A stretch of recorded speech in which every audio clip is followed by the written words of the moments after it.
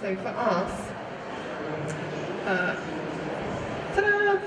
This is the Just Eat social CRM, a dream team. We look nothing like that, obviously. So, you know, for us, this is what our social CRM team kind of look like. Marketing, it does sit at the heart. So whilst it's not the only department, it's the department that can pull everything together and take action off the back of the data and put insight and analytics back and kind of keep the motion going. But for Just Eat, we have our BI team. You know, impossible to crack on really without your business intelligence team or whoever you have available in your companies. Customer care, I've mentioned. Our product team, you know, product and tech, they create that actual experience on the site, on the apps. Critical, they are thinking about the customer experience. They have to understand the customer as well.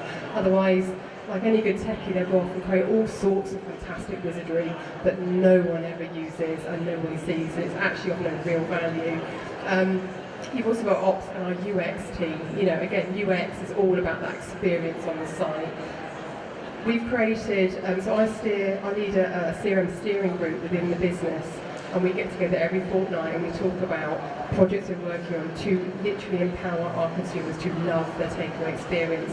And if we're looking at projects and it doesn't tick that boxes, we put it to one side. Don't do it. You know, if it's not going to, you know, make your consumers happy, literally don't do it, park it. Because I guarantee you'll get better ROI out of something that delivers an excellent experience. I love this guy. Andrew, it's so funny. Reminds me of Pat Sharp. Choosing the right music. Again, I'm sorry, I'm keeping with this theme. I'll be there in a minute.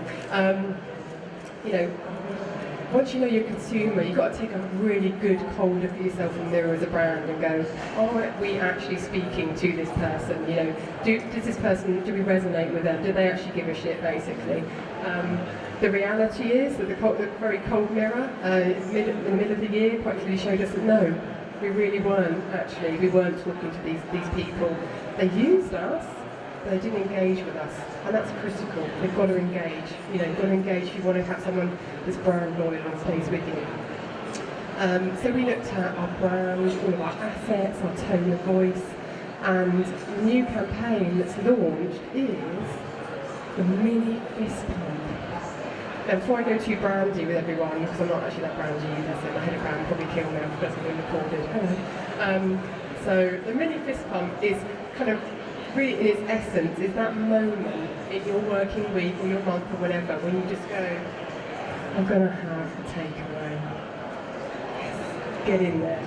It's like a little mini fist pump. It's not maximum, it's not like you just landed on the moon or whatever. It's a little moment in life and you go, love it. You know, and there are so many of those moments that we all have every single day. Find a quid in the floor and it hasn't actually been stuck to the ground.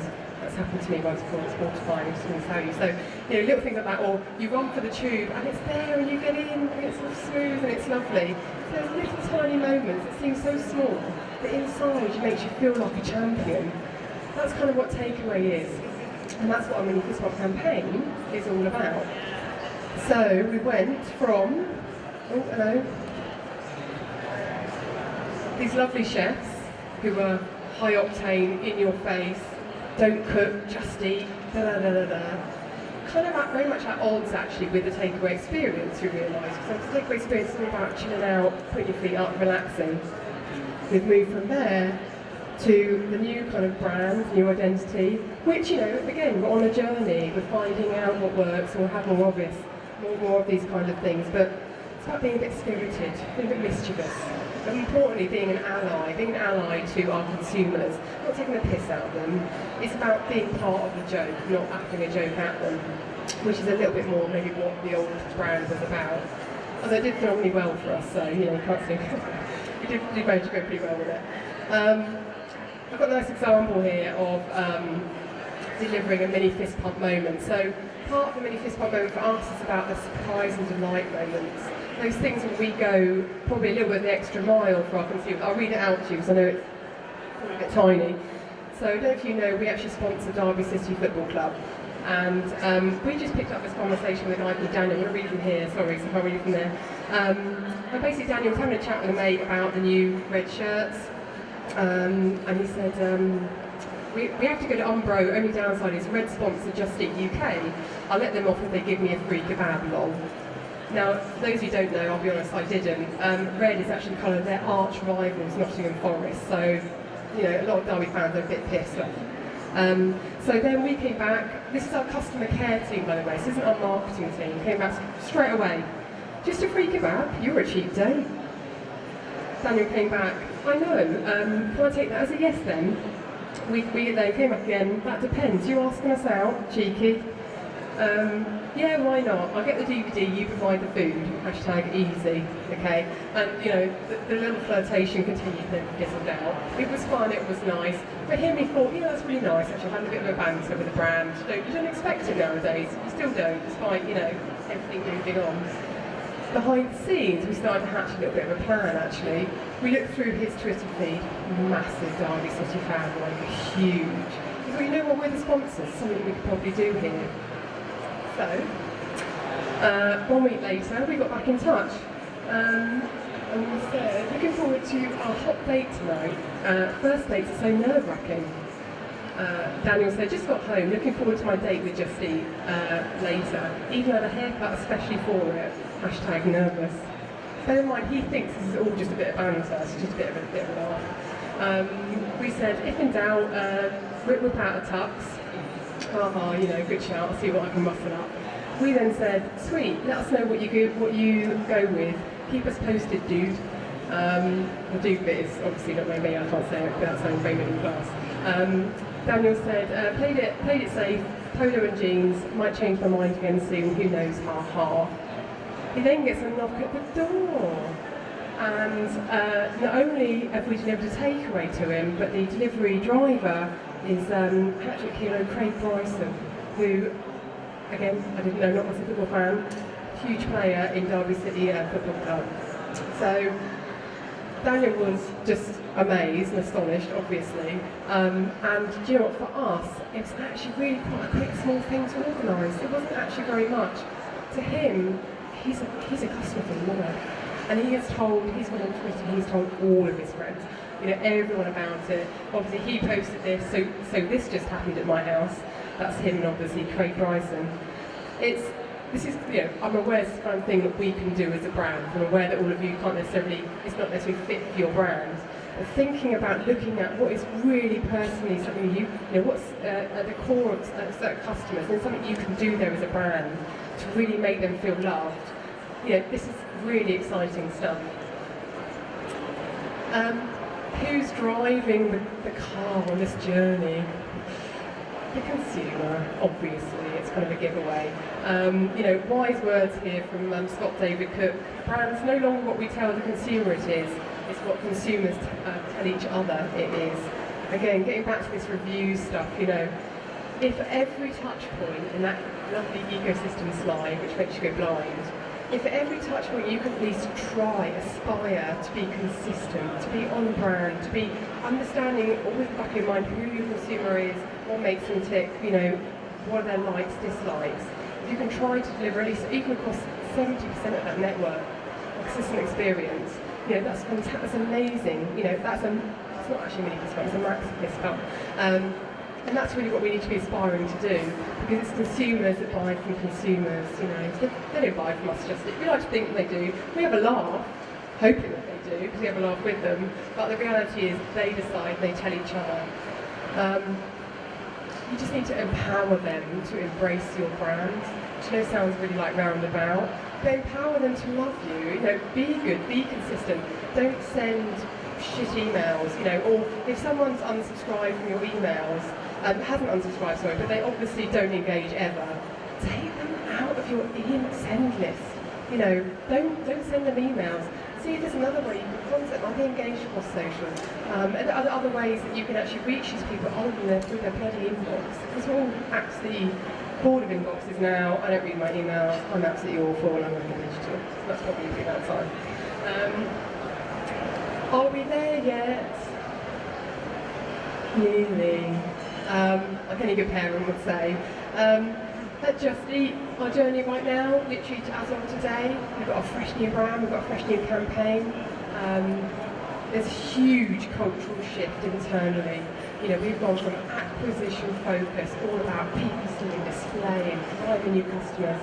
We still want to drive growth, and actually the opportunity is still huge for us despite our growth so far. But actually understanding our current user base, once you understand internally your user base, go out and get more of them. The two go hand in glove. Good CRM only enables you to do better acquisition.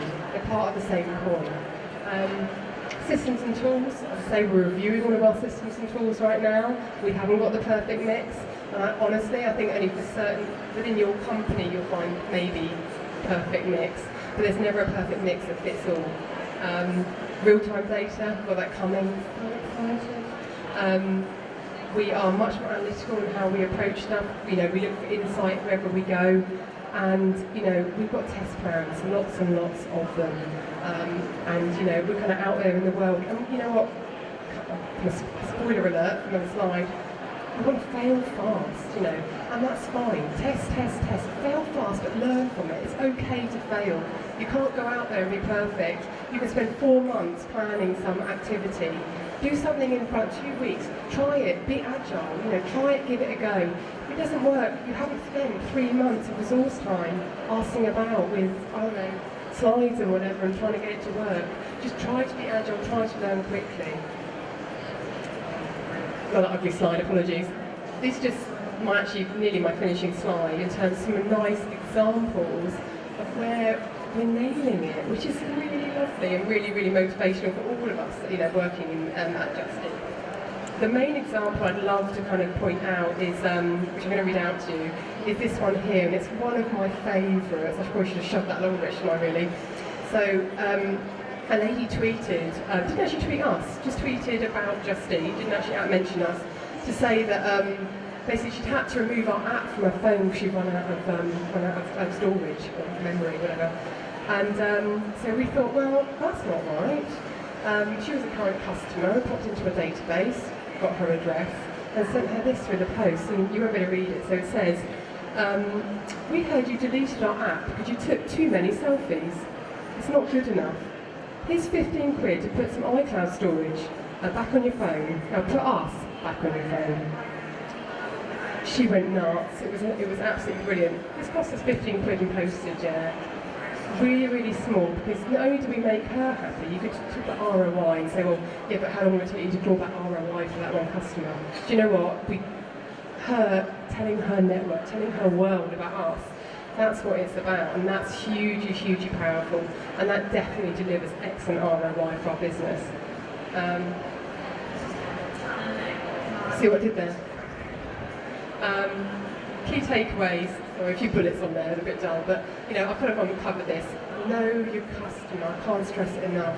The more you know them, get in the psychology, understand who they are, how they operate, where they go, where they shop, what they like, what they don't like. The more you know, the better you will be at marketing to them. Listen and engage with them. Don't talk at them. And this is really critical. I think it's easy for a brand, it's easy for us as human beings at a desk to kind of talk at people because, you know, this is our voice and we'll talk at you how we need to. Listen to them and engage with them where they are. Be online when they're online, and this is a real, for us certainly, this is massive. People don't order takeaway between 9 to 5:30. They order takeaway at 11 when they're drunk and back from the pub. You know, so it's really important that you have, you know, if you have a social media campaign running, don't schedule tweets and walk away. Don't think it's okay that you schedule a tweet at 7 because I'm the celebrity's coming on and somehow you want to be part of, you know, the chit chat around it. You've got to be online to engage with people if they start engaging with that tweet. Don't schedule it and leave it and kind of go home. Think cross-channel, but certainly for us, think mobile first. What's important is it's about choice. It's not just about shoving mobile down or our app down people's throats. Some people will never want to use our app. Some people don't like apps, and that's fine. But try to get, again, that single customer view. Try to sort of understand each customer, understand the triggers, and try and deliver the right messages to them. Don't forget the basics, real basics, marketing 101. Right person, right place, right time, etc., etc. Those things are exactly the same, they've never changed, it's just how we operate now.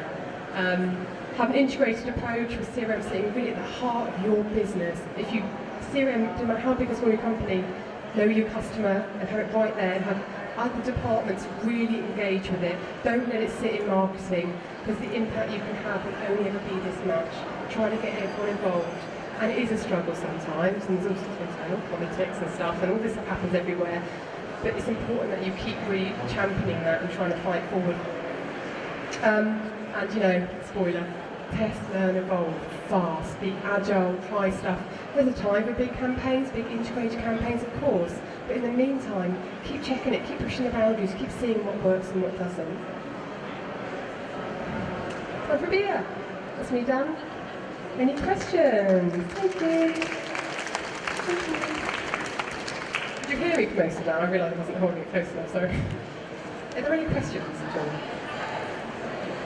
Or was I so wonderfully explanatory that no one has any?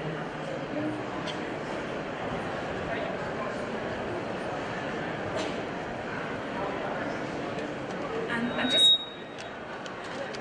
wondering how you're finding the Just Eat brand standing up against, you know, increasing messages out there for people to eat more healthy and dodge the takeaways and things like that. Are you finding that affecting your business, or are you trying to integrate that into it? So, is this working? Talking here. So actually, you know what, we don't actually go the health route. The reality is, what we're about is about choice. So you can order sushi, depending where you live. You can order sushi, you can order grilled chicken, you can order all this other stuff. You can also order Chinese, Indian pizza. We're not actually about the health, we're not the government. What we are is about offering you the choice and opportunity. So sometimes, you know what, I mean, I'm a healthy eater, I like running, I do all sorts of other stuff. Also like a takeaway once in a while, and it's not just because I work at Just Eat. You know, so it's important that we don't go near health. What we do is we talk about choice, and we talk about kind of giving you the opportunity to make a decision. Have a salad in the week, if that's what you want. We certainly wouldn't try to ram a pizza down your throat, but sometimes you fancy pizza, you know, that's what we're there for, and that's what we're about. It's about that choice, really.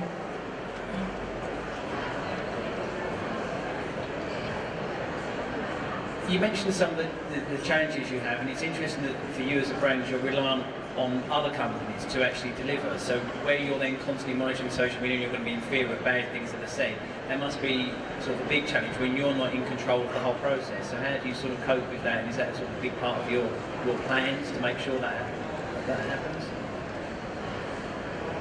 Yeah, really good question. So yes, it is actually. So we actually have a B2B marketing team as well.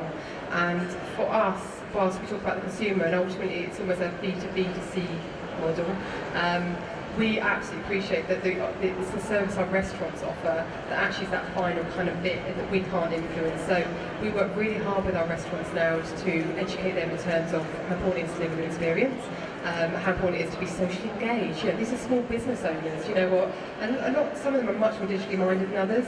Get them engaged, get them to understand social media. We support them through kind of saying, you know, such and such restaurants just come online, really, really excited to have you guys there. And we're starting to kind of engage with them, get them on the journey, you know, on that.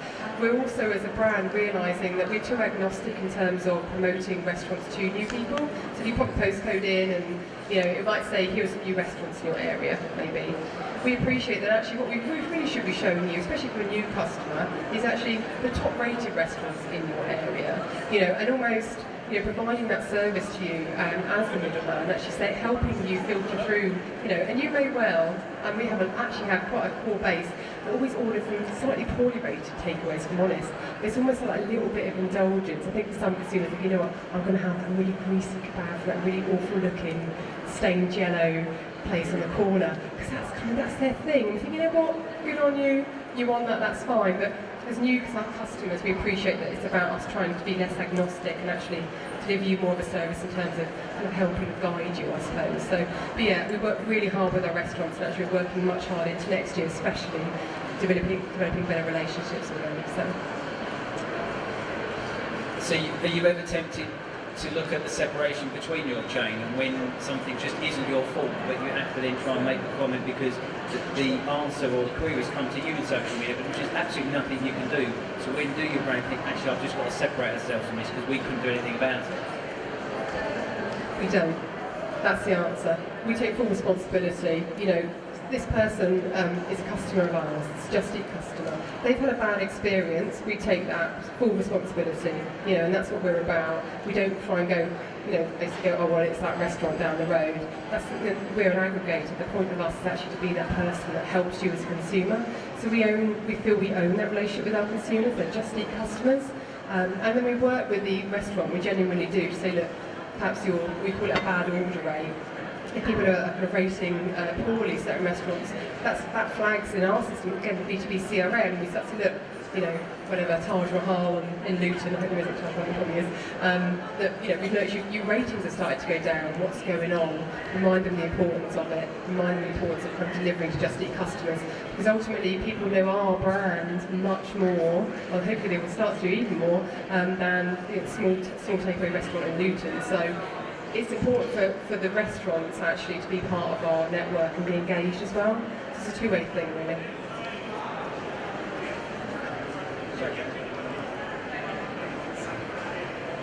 Yeah, I was interested when you said you'd recently changed the brand. What was the emphasis between the old style brand, which I thought worked very well, although it was very 118 in its approach, and I enjoyed it. But then I saw on the trains the box sets, which I think was also great, and I kind of thought they were co-running, not taking over. What was the reason for changing away from one to the other? Really, it was from the inside. You know, I think the main thing with the chefs is they engaged with a small. They really spoke to quite actually probably a small group of people. And actually, again, they were at odds with the takeaway experience. That's what we've really got to. And the fact that they actually, not only were our on-demand audience not engaged with them, they actually didn't like them. And that's a pretty big issue for us, for our brand team. They were like, shit, not only do they're not even like they don't care, they actually don't like them. So that's really where we've evolved. And we've taken talking at people and being or whatever to trying hard to be more witty and kind of insightful and stuff where you look at it and you go, actually that's quite funny, they've thought about that. That's the kind of thing that we'd like to try and do, and that's the kind of stuff we're working on at the moment. So, am I out of time? Thanks so much for coming, everyone. It's lovely to see loads of people here.